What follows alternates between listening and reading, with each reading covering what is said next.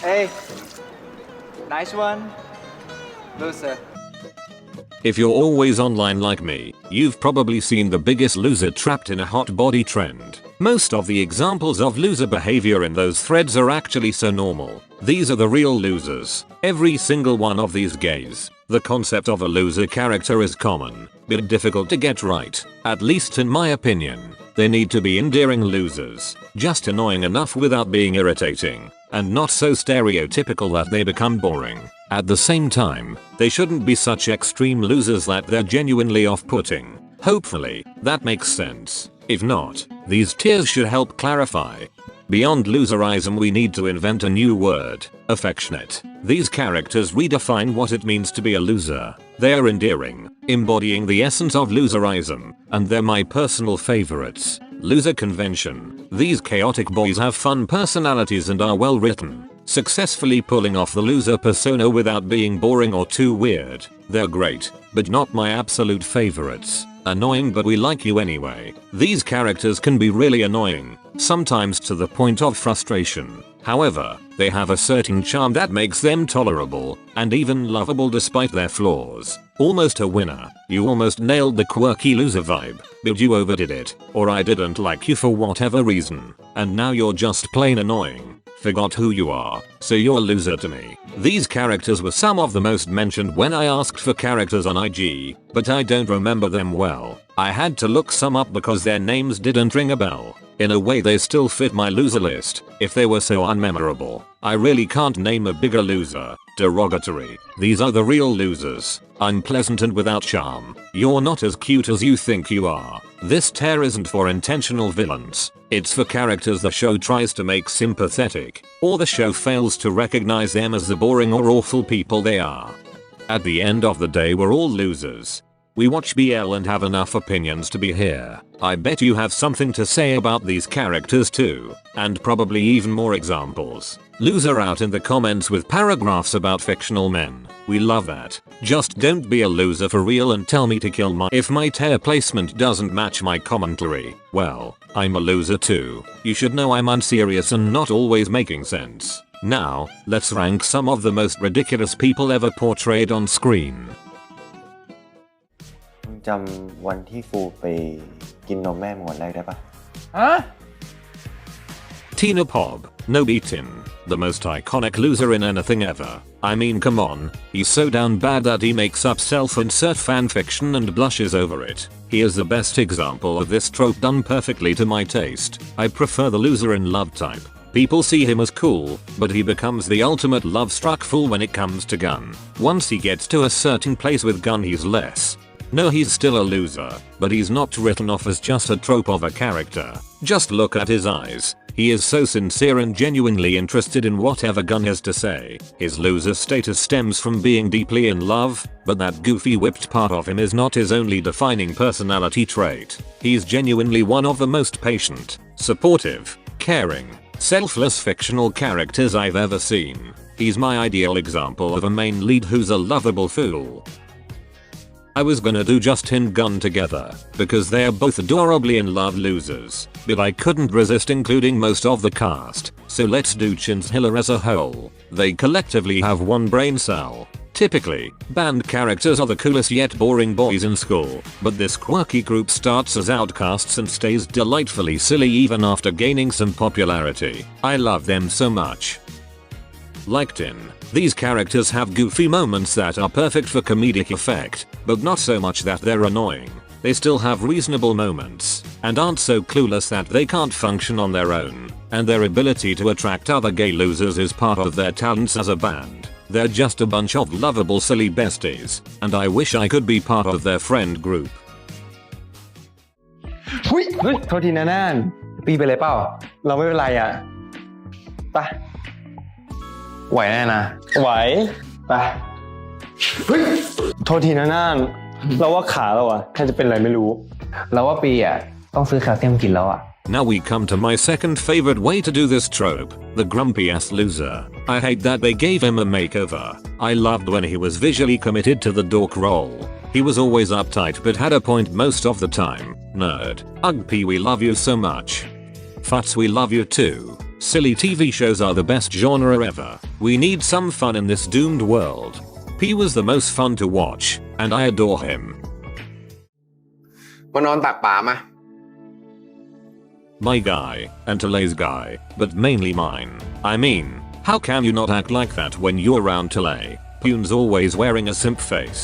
He either says the most romantic poetic things or the corniest stuff you've ever heard. We all thought he was a cool famous actor, but really he's just a goofy little guy. I love how different Puen is from people's expectations, and throughout the show, you see him relax more and more. He practically invented loseris. He won over the anti-romantic Talay by being a sad love-struck simp and following him everywhere. Plus, he's a believer in manifestation, with the way he called Talay his boyfriend long before they got together. He's just the ultimate loser among losers, and I adore him more than anyone. No one gets Puen or vice versa like me. That reminds me, did you guys see Vice Versa is airing reruns right now? You guys are watching with me, right? We're not watching any of the crap on right now. When Vice Versa is put in front of us, we focus on Vice Versa. That's right. 너 바람이 실수하게 하면 나한테 혼쭐 난다? 응? 자식. I included both of them, but Hante is the real simp here. Honestly, I just liked the picture of both of them together and wanted to use it. Bahram is a bit of a loner who fell in love with Hante very quickly, but Hante is the epitome of a goofy loser. He lives to serve Bahram, much like Tin. I don't call him Tin's lesser Korean cousin for nothing, but maybe because there are so few episodes and they're not very long, Hante doesn't feel like a fully developed character. His sole purpose seems to be to support and love Bahram, and sometimes his himbo antics can be annoying. Together, they give off a loser vibe as a couple, which is cute despite the few times Hante was a little too annoying golden retriever man. เด็กดื้อต้องโดนอะไรนะโอ๊ยโถ Why am I even hesitating? Who could forget you, you freaking weirdo? He's so strange I almost couldn't finish the show. Thank goodness for Daisy and In Touch. Toe's not even a loser, he's just a fucking freak. And not in a good way. Is somebody gonna match my freak? Yes actually. And I hope they stay together forever. No one else should have to deal with that. เฮ้ยมึงชอบกูอะพูดอะไรของมึง Everyone, and by everyone, I mean the 3 other people who watched this show, hated on Kawi. I love him. He's really frustrating, so I'll give you that, but that's the whole point.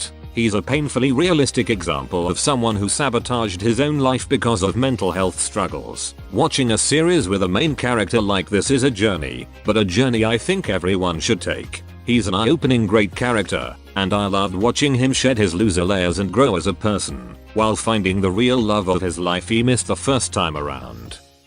ทำไมประชดกันอย่างเงี้ยครับที่รัก เมื่อกี้มึงเรียกกูว่าอะไรนะ ที่รักไงห้ามเรียกที่รักที่รักที่รักที่รักที่รักที่รักที่รักที่รัก ไอ้เชี่ยมึงห้ามเรียกกูแบบนั้น ครับครับที่รักที่รักชิบ I didn't want to include Moo at first, not gonna lie. I got a few responses about Moo, and I was side-eyeing you. Maybe it's my bias. Maybe it proves that I'm in fact a loser myself. But I think Moo is so cool. He's got that idol factor, I dunno. But then when I really think about it, yeah, he is a bit of a loser. Why was he planning marriage with his boyfriend of 1 month while neglecting all his post-graduation tasks? He's silly in love for sure, but I still think Moo is the coolest person. He stands his ground, is confident, charismatic, and funny. He has a glowing personality. Sure, there's a bit of loser in him, but that just makes him well-rounded. He's one of my all-time favorite characters and is so well written, so he gets to be in the top tier. When I tell you 95% of the responses I got were Joe and Ming, I mean it. Every other answer was Joe, Ming, or both, and I agree. They are a roller coaster of toxic yaoi, pathetic and loser, derogatory, aren't strong enough words to describe some things that go on with them. I haven't seen the last few episodes of my stand-in, but I saw enough to know they deserve a spot on the loser list. They were entertaining enough not to rank too low, but there are points where they are just so pathetic, and only Ming and Joe could tolerate each other's level of loser behavior. I haven't seen Cherry Magic in a while, but I'll never forget how Adachi gave losers the social anxiety representation they needed. Also, the whole point of the dynamics in Cherry Magic is tricking us into thinking Adachi must be the loser because he's a 30-year-old virgin. And yeah, he is a super silly ball of anxiety, but the main one is definitely Kurosawa. He is the office heartthrob who's secretly the biggest simp. It's the whole point of Cherry Magic's people aren't always what they seem on the outside thing. I love them so much.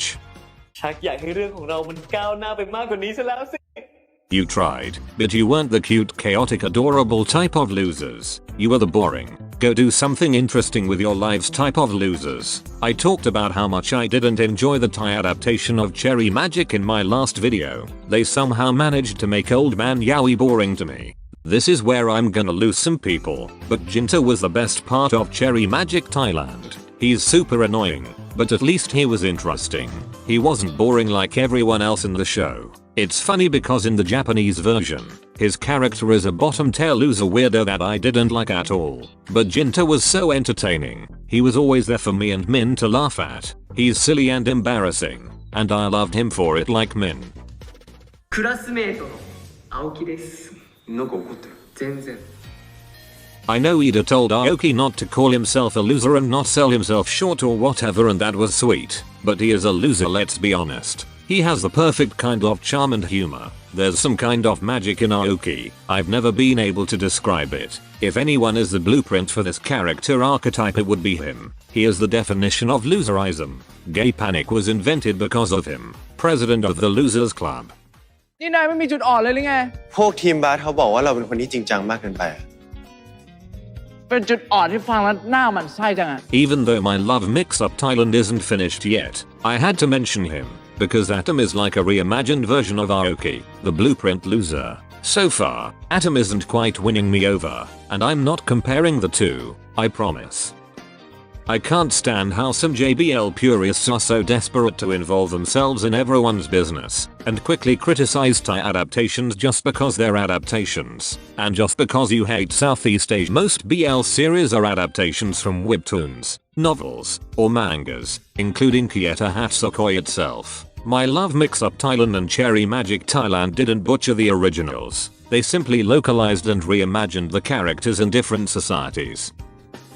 Now that doesn't mean I love both shows or think they're flawless. We've already discussed how much I didn't enjoy Cherry Magic Thailand, and I don't love My Love Mix-Up Thailand, but my issues aren't because of purism. Some production choices and direction of the characters just aren't making me see their charm, including Atom. He was cute and chaotic in the first episode, and I still see moments where he really shines through. I think episode 7 was amazing, and made me like him a lot more. However, overall, I'm pretty bored with the show, and that's preventing me from loving the characters. I've re-recorded this ranking so many times because I keep changing Atom's hair.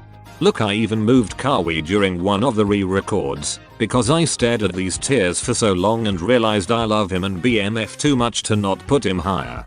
I'm sticking with annoying but we like you anyway for now, because I do like him despite my mixed feelings about him in the show. It just sucks that some simple fixes are preventing me from absolutely loving him.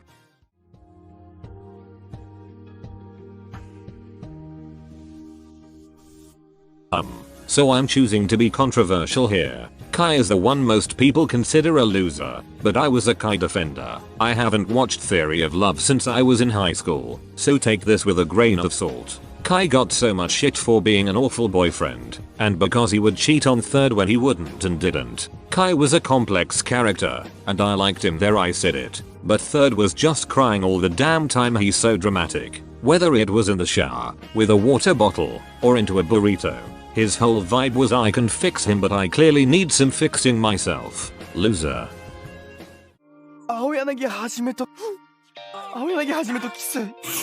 He's the kind of loser I like. A cool and popular actor on the surface, but secretly another actor's stan. He's silly and goofy, though sometimes a bit too much for my taste, almost bordering on top-level shrine-making weirdness. Still, despite being annoying, I like him.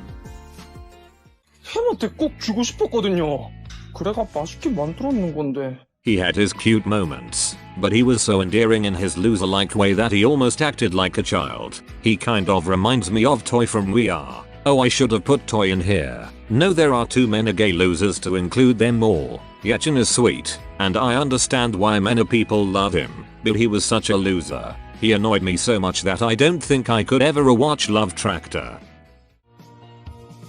Kisub was such an annoyingly dense loser that it kind of ruined my enjoyment of the himbo. He comes around in the end and shows surprising depth, almost making him a winner, but most of what he did was irritatingly stupid. I mean, he got a freaking mole tattooed on his face to match Jinwoo's ideal type. Along with that hair and just the way he talks, it's so annoying. I could not stand him. He had potential to be so much better, but I couldn't take him seriously. And he's gorgeous, but all I could focus on was that damn mole. ตอนแรกนะกูตั้งใจจะมาถามหาเพื่อนของเด็กรักที่มึงไหว้แหละ Does anyone remember Love in the Air? Am I the only one that the show feels like a fever dream to? I remember liking Prapai and Sky more than the other two. Since I had to look for clips for this video, I started to remember a bit. Prapai was the best racer, but he struggled to get Sky to open up to him. This relationship was like the first time he had to work for something he wanted. He fits the cool exterior with a big simp energy, but he wasn't memorable at all. 俺今のは嘘だ Hira and Kiyoi just refuse to stick with me. I've watched both seasons 3 times and still can't remember anything from it. I remember thinking the characters were losers obsessed with each other, and I know people love the tension that created between them, but it never does anything for me.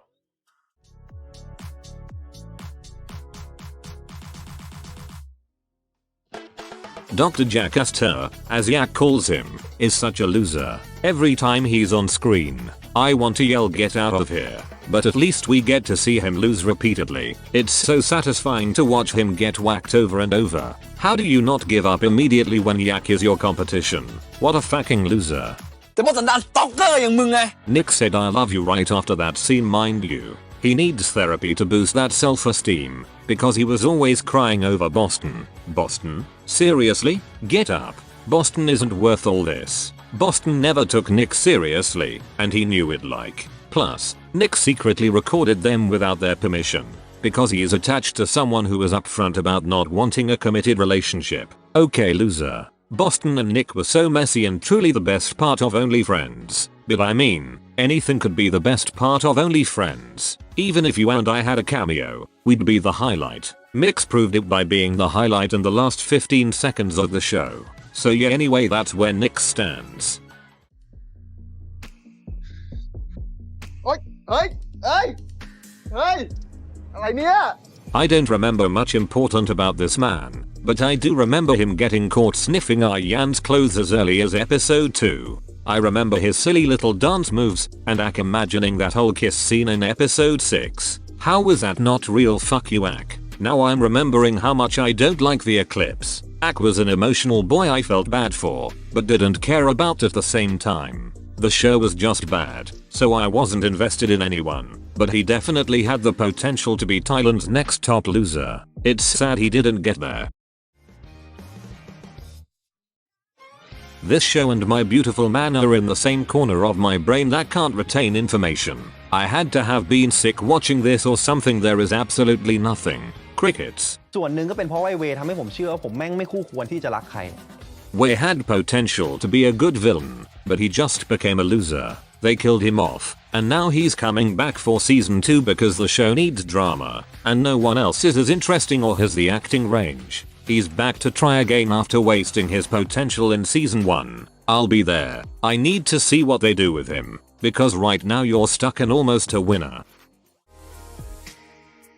My coconut Paket Boite is the most consistent loser. 2 parts full of him making a fool of himself, and I love him because he's a dumbass, don't get me wrong. I told Sunset about you and I promised you the Moon are just very well written coming of age stories. Tae is selfish, dependent, and very insecure, a chaotic bisexual. His obsession with Oeo is wild. No other character has scenes like the coconut, chip, or notebook ones. He was ridiculously lovesick and embarrassing, like that cringy scene of him crying and singing to Jai. It's so hard to watch because of the second-hand embarrassment. I love it. This show was amazing real entertainment. Along with his loser behavior, Tae was dealing with disappointing his family, the fear of his impending coming out, and his insecurities, which is literally what caused him to act the way he did. Tae executed the loser archetype incredibly well. You cheating bastard. V. How could you look into Mark's beautiful teary eyes and do that to him? But then, V is also so cute, clingy, and obsessed with Mark that you'd think he was actually a good boyfriend. Mark was so silly choosing this man, but I get it. I love him too. I'm obsessed with V being a gorgeous cute cheating broke bummy loser. แล้วชอบไหมครับโคตรชอบหมายถึงดอกไม้เหรอครับหมายถึงพี่กันนะครับ Gun needed Shay's ASMR videos to fall asleep. Then he met Shay, fell in love, and even became a guest on Shay's ASMR channel. That's a successful loser if you ask me. He's also a bit of a loser for falling for his intern as his boss.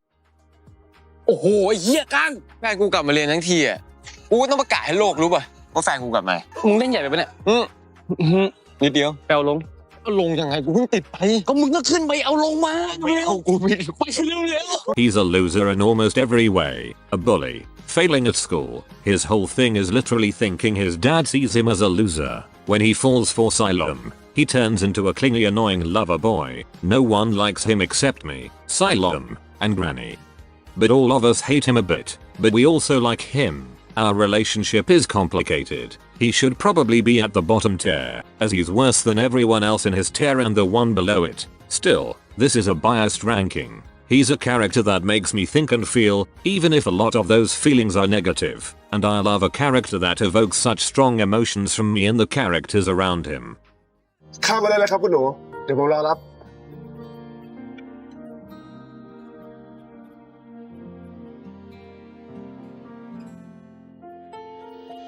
I could list every character Puen has ever played here, even the non-BL ones. Who remembers third from Gifted Graduation? P's a given he's the main one, but I was debating between Morn, Peem, and Noon, but I chose Noon for one reason, pun intended. How can you basically own the school and let these kids bully you? You live in this mansion, the most powerful and rich family with a target on your back, and you walk around with only one bodyguard your age, who can't do much besides kiss you. It's comical. I'm joking, he's just a kid. It's his family's fault, and the writer's fault for the nonsense, but still, damn. Tan is like a puppy, enthusiastic and bubbly around Fang and the gang, but soft-spoken and calm when they're in private. He doesn't always have to be the hyper-chaotic Tan he is with everyone else. He's so unbelievably in love with Fang that he says he can't believe they're dating. He's obsessed and appreciates everything about Fang, and I love him so much, and Fang loves him back just as much, but I could never call Fang a loser. That's a classy future GQ cover star. No one annoys me more than Clune. There are actual criminals in these BL series, and yet I think I hate Clune the most. You had a crush on this boy for so long, but even when you're in a talking stage with him, and you know what he went through because he confessed to you years ago, you can barely say more than yes, no and with your mumbling ass self. But you named a beach after him? Cause you just have a beach to name you rich fucker. And the way he comforted Gia for 5 seconds after she was literally assaulted. Then she says, "How could you leave your crush to help me? Go be with him." And he was like, "You know what? You're so right," and actually got up and left. Ugh. He frustrates me so much I can't. I've got to move on from Star in my mind and Cab Clune. That show was just so bad. The way the robot voice said his name. Even this old British man feels some type of way about him, OMG. Oh, Clune just pissed me off so bad I can't do a long outro. Bye. Rank these next top loser contestants yourself, and share your thoughts on my ranking and the boys. Thanks so much for watching. I'll see you in my next video. Bye my loves.